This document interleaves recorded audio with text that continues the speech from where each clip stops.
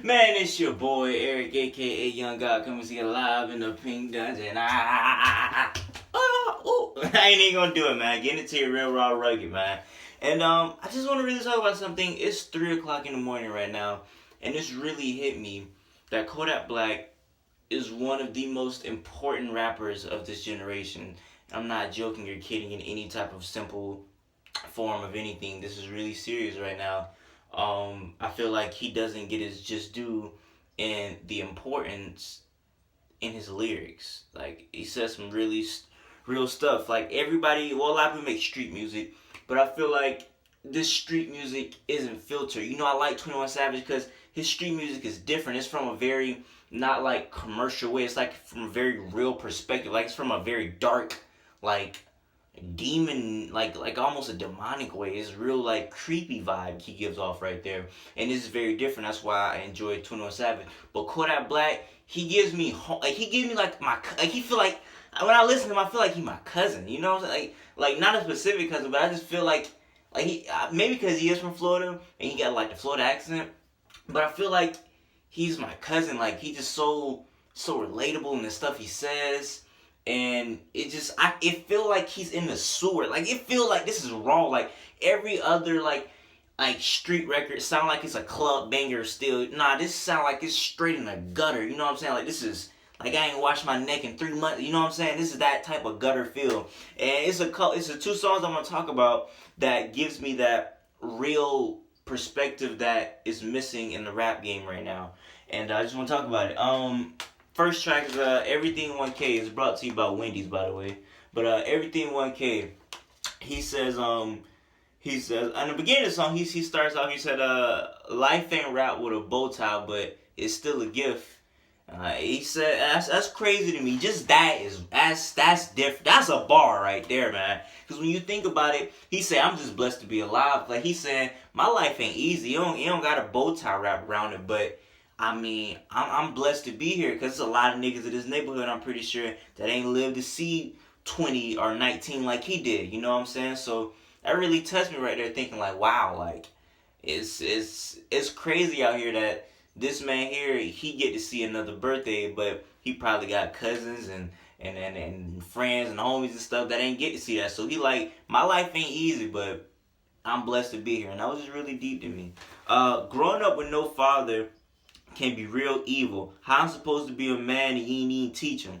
That's a bar, bro. And that bleeds me too. I see a lot of kids. I see a lot of people like, oh man, he did the crime, do the time. Of course you do a crime, you got to do the time. But it's like these kids in the hood have no father figure. They have no guidance. Like they're not like me and you. You know what I'm saying? Even though my mom and dad are divorced, I know my dad. I have a relationship with my dad. I can call my dad and he pick up the phone. Kodak don't know his daddy. He can't call his daddy and pick up the phone. You can't always rely on your mother to raise you to be a man because she can only do so much because you need that manly presence and you need your mom for the love, for the take care. But your daddy, he discipline you. And your mama can do that because like I said, my mama, it's just me and my mom, and she did the best she could, and I think I grew up to be a good child. So it's possible, but it's hard for all these kids. They need that manly figure. They need to look up to a man and a woman in their life. You know what I'm saying? They need that balance. And if you're only looking up to a woman, that's an imbalance right there. So him saying that is like, wow, like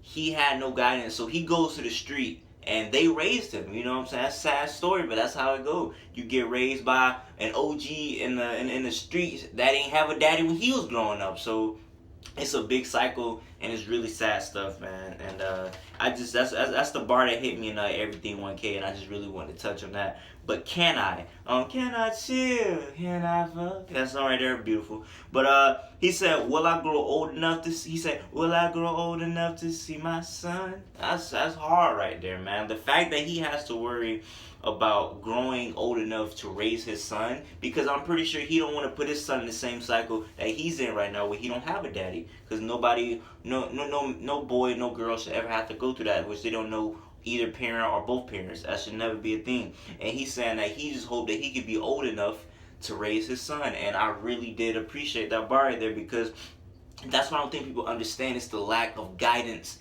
And the people in the hood, they don't have guidance. A lot of them don't. Some of them do, but a lot of them don't. That's why they go in the hood, they die, they rob niggas, they kill niggas because they have no guidance.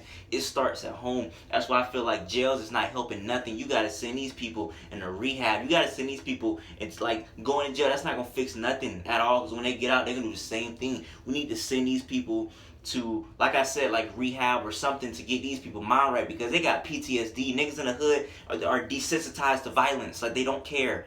So they need help. You know what I'm saying? And that's really sad, because when you're a black man in the hood, when you're a black man, period, you're not supposed to show emotion at all. Literally, in the next line that I wrote down, he says, I'm in the field, can I get a hug? Like, that's sad to me, that he's saying he need a hug. And a lot of black men can't ask when they get a hug, because even your mama tell you to man up, girl. You know what I'm saying? So that's crazy to me that he just want a hug. Hey brother, I give him that hug. You know, I don't even need a no homo, because real shit, I give that man a hug, because that's really touching to me, that's all he asking for is just a hug in life, because that's showing me that nobody loved him growing up. So that's why he had to go to the streets. I don't even know. Oh yeah, he do know his mama, but I mean, like I said, sometimes that motherly love is not enough for a young man in the hood. So that's crazy to me. When he says, if the trolls pull up on me, shall I run?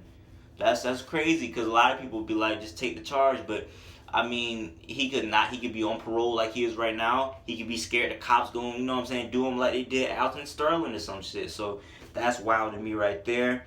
What he said, I'm not a bad kid, I just had no guidance. That's been what I've gone over right there. Like a lot of these kids, I got to go to a school where there's a lot of hood ass people out there, and I'll talk to them, and they not even bad people, man. They just, first of all, hang around the bad people, and they don't got nobody to tell them don't hang around them. And I talk to niggas, I be like, bro, don't be in that. Like, I was with this nigga, he tried to steal this girl purse. I'm like, bro, I ain't even know that. I ain't even know that type of time, and I don't want you to be on that. And he was like, you know what, Eric, you right. And he was like, man, you a good friend, man. I'm glad I'm around. And that made me feel happy that I can influence somebody to be positive. And that's why I wish everybody had that positive influence, not that negative influence. So I really hope everybody watches this entire video, because I didn't think I was gonna get this serious, but it's really bothers me when I see people like, oh, he need to be in jail. I mean, like, I'm not saying that if you do a crime, you should be in jail, but I'm saying that putting him in jail is not going to work. It's not. Like, he's going to do the same thing. So, I don't know. What do you guys think? But until then, y'all already know I say what I mean, and I mean what I say. Haters gonna hate it. Plus, gonna play Holla at your boy, man, and free Kodak, nigga.